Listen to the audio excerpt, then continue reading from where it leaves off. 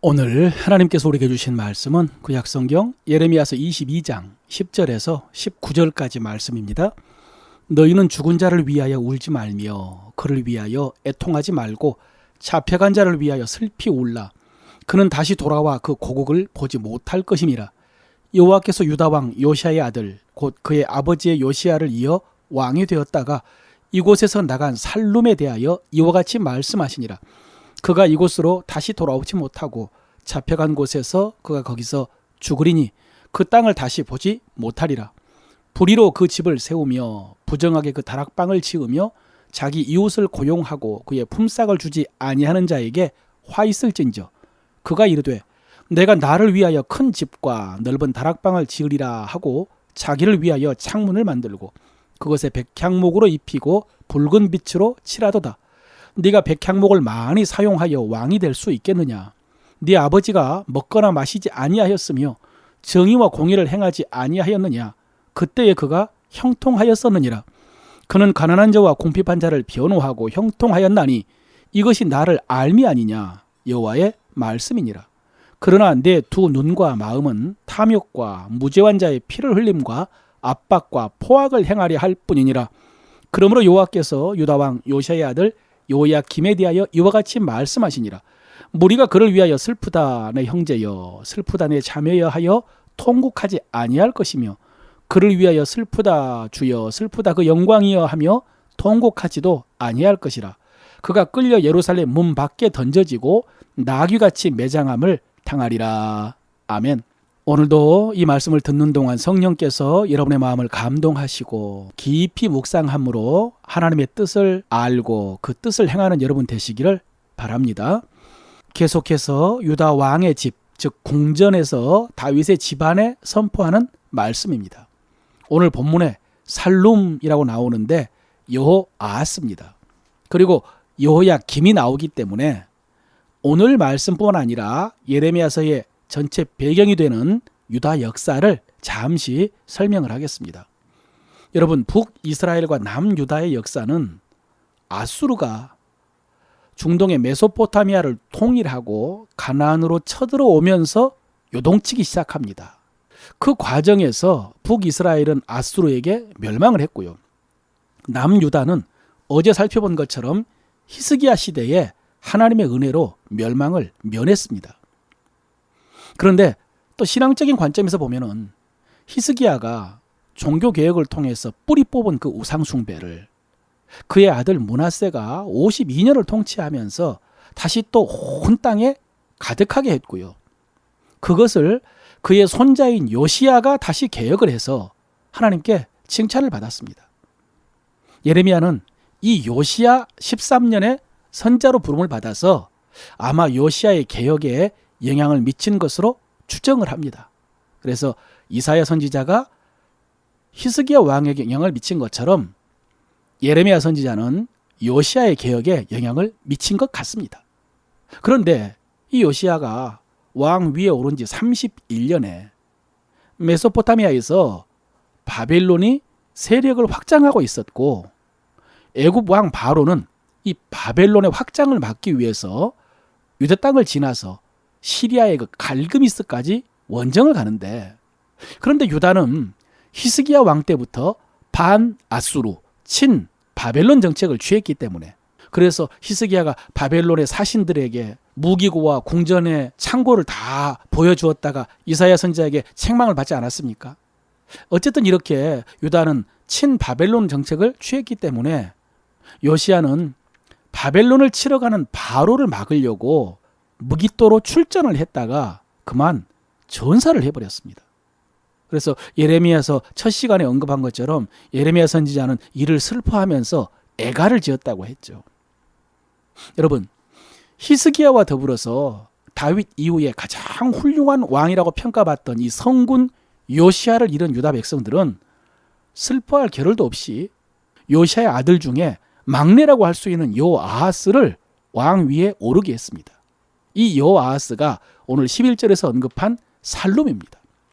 그런데 이 살룸이 왕 위에 있었던 기간은 3개월에 불과했습니다. 바벨론을 막기 위해서 시리아의 갈그미스로 출전했던 애굽 왕 바로가 소기의 성과를 거두고, 그러니까 바벨론의 남진을 막고, 그리고 다시 애굽으로 돌아가는 길에 예루살렘에 들러서 살룸을 사로잡아서 애굽으로 끌고 갔고, 대신 그의 형이었던 엘리야김을 왕 위에 올리고 그를 여호야김이라고 불렀습니다. 그래서 왕 위에 오른 지 3개월 만에 애굽으로 끌려간 이 살룸 여호아스에 대해서 우리가 인간적인 마음으로는 비운의 왕이다라고 평가할 수도 있겠습니다만은, 그러나 성경의 기록은 이렇습니다. 열왕기서에요, 여호아스가 그의 조상들의 모든 행위대로 여호와 보시기에 악을 행하였더니. 여러분, 3개월을 통치한 여호아스에 대한 성경의 평가는 그가 여호와 보시기에 악을 행한 왕이었다는 것입니다. 물론 이 평가가 단지 왕 위에 있었던 3개월 만의 평가라기보다는 그 인생 전체의 평가일 수 있겠습니다만은, 그러나 또 에스겔서에 보면요, 그를 어린 사자에 비유하면서 이렇게 말했습니다. 그가 젊은 사자가 되어 먹이 물어뜯기를 배워 사람을 삼킴에 이방이 듣고 함정으로 그를 잡아 갈고리로 깨어 애굽 땅으로 간지라. 이런 말씀입니다. 젊은 사자가 되어 먹이 물어뜯기를 배워서 사람을 삼켰다. 상징적인 표현일 수 있겠습니다만은, 그러나 또 한편으로 추측을 해보면은, 여러분, 요시야가 갑자기 죽은 후에 그 아들들 중에 누구를 왕 위로 올릴 것인가, 이 문제로 권력 투쟁이 벌어졌을 수도 있고요. 그래서 형들을 제치고 막내라고 할 수 있는 여호아스가 왕 위에 오른 다음에 실제로 반대파들을 물어뜯고 삼켰을 가능성이 있습니다. 숙청하고 죽였을 가능성도 있습니다. 어쨌든 여호아스는 백성들에게, 신하들에게 인정을 받고 왕으로 세움을 받았지만은, 그러나 하나님 보시기에 악을 행하여 하나님께는 인정을 받지 못한 왕이었습니다.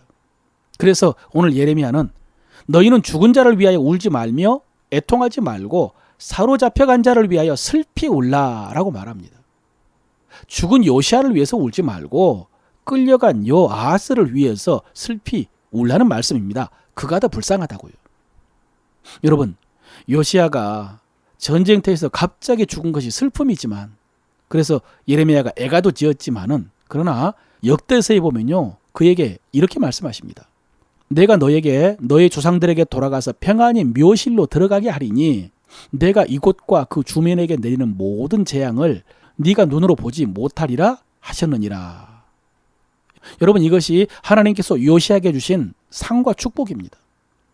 아무리 요시야가 그동안 하나님의 마음에 합하게 나라를 통치했다 하더라도 그동안 유다의 죄악이 쌓여서 이제는 심판을 돌이킬 수 없는 지경이 되었기 때문에 하나님께서 요시야를 평안하게 데리고 가심으로 그 멸망과 재앙을 보지 않게 하셨다는 것입니다. 여러분, 우리는 의인의 불행과 죽음에 이런 은혜가 있다는 것도 알아야 됩니다. 그렇기 때문에 오늘 하나님께서는 요시야를 위해서 울지 말고 여호아스를 위해서 울라라고 하신 것입니다. 왜냐하면 애굽으로 끌려간 여호아스는 돌아오지 못하고 거기서 비참하게 죽을 것이기 때문에. 여러분, 하나님께서 모세를 통해서 이스라엘 백성들에게 경고하신 심판의 마지막이 약속의 땅에서 쫓겨나는 것입니다. 포로로 끌려가는 거, 이것이 심판의 마지막입니다. 그런데 여호아스는 첫 번째로 끌려간 포로가 되었습니다. 그런데 여호아스는 유다 왕 가운데 첫 번째로 끌려간 포로가 되었습니다. 바벨론에 끌려간 1차 포로들보다요 4년이나 앞서서 심판을 받은 것입니다. 그 다음에 예레미야는 여호야김에 대해서도 말씀을 전합니다. 그 다음에 세움을 받은 요시야의 아들이죠.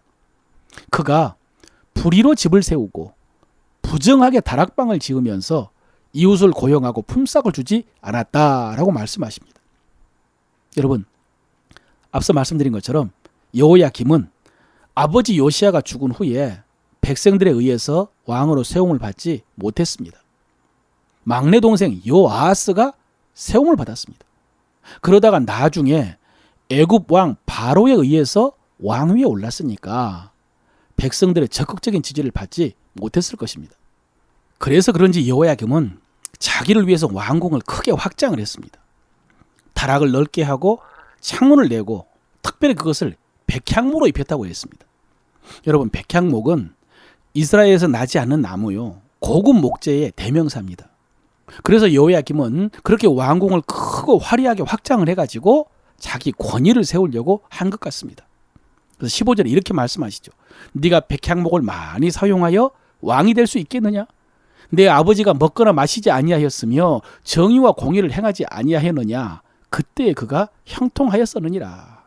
예, 하나님께서도 인정하시고 백성들도 존경했던 요시야는 백향목 궁으로 권위를 세우지 않았고 그런 권위로 나라를 다스리지 않았다는 것입니다. 정의와 공의로 다스렸답니다. 공정하게 재판하고 어려운 이들을 불쌍히 여겼다는 것입니다. 그랬더니 형통했다고요. 어떻게 그럴 수가 있느냐?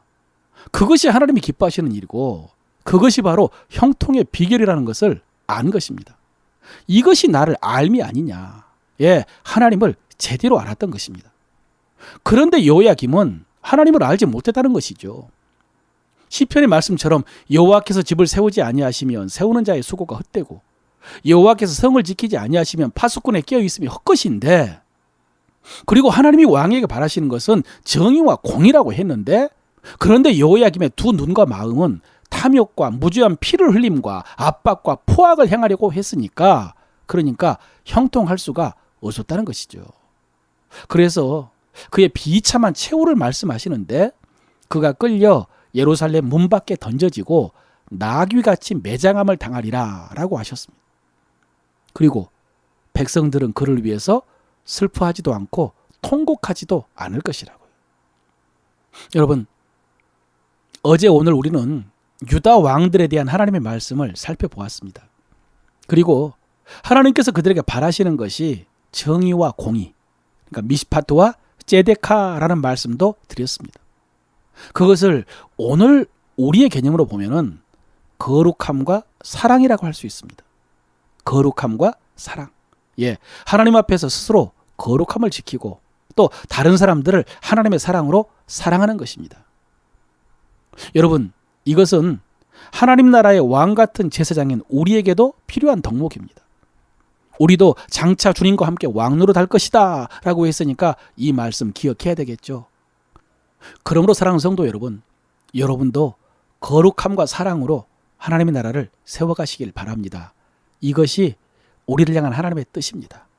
거룩함과 사랑으로 하나님의 나라를 세워가는 것입니다. 그렇게 할 때 하나님께서 우리에게 형통하게 하실 줄로 믿습니다.